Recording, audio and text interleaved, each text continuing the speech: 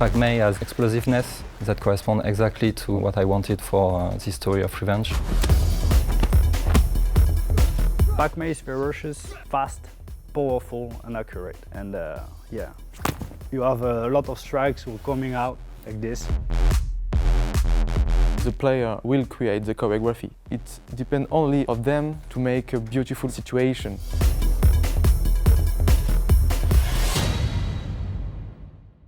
When I was 14, I went to China with my father, get back in France and start learning Chinese in school. So I find some master in France, but I didn't find the right master and the right style for me in France. So I went to China and I find Pak Mei in Foshan.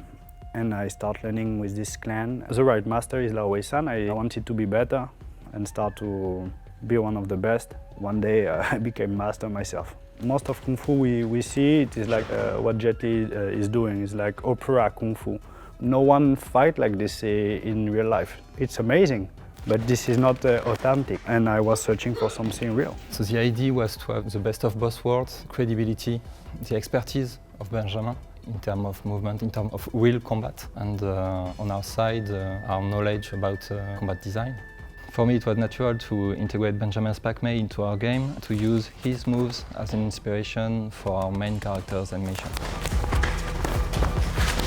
I bring some specifics in the mechanics of the gameplay, the interaction with other NPC. I create a movement of 3 weapons for the main character, the baseball bat, machete, and the staff you will see is Pak Mei from Foshan.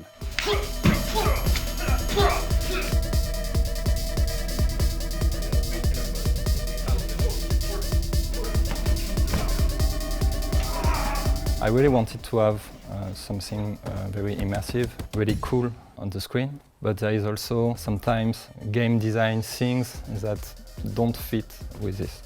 Should I do the thing that will be better for the game design or the thing that will be better for the stuff on the screen or for the feeling in the game? Basically, we take the data from the capture and we post-animate it.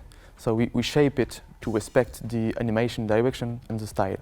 For instance, we have to add real impacts. We better synchronized action, we add camera movements, we add camera shakes, we add viscerality. The player must be amazed on each finishing move he performs.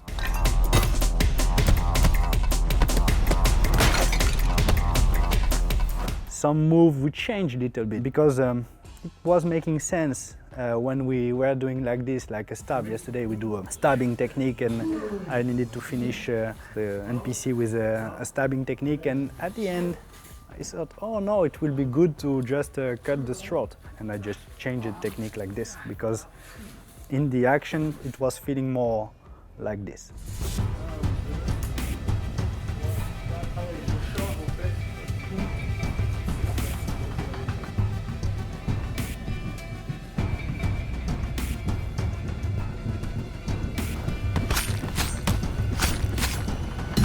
I wanted to share with them not just the technique but also the cultural side. It's important for us to be respectful of the Chinese culture and to also show to the player little details for Benjamin or also for me are important in the life of a Kung Fu master or a Kung Fu student. After we have this picture of what Kung Fu really is, well, we just go deeper and deeper about this. Jordan say, okay, what about this Wuguan? Is it feng shui good?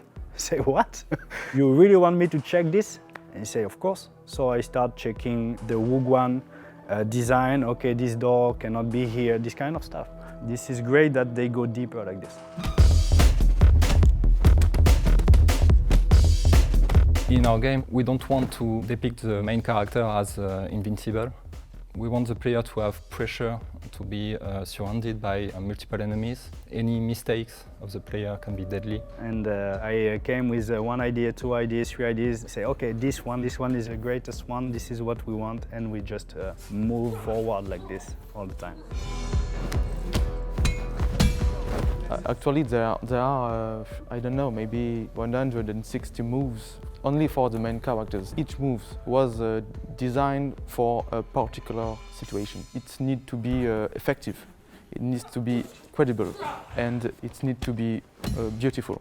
The player can, I don't know, just rushing and evade, but he can also kill all of them with style. That idea is the art of Sifu.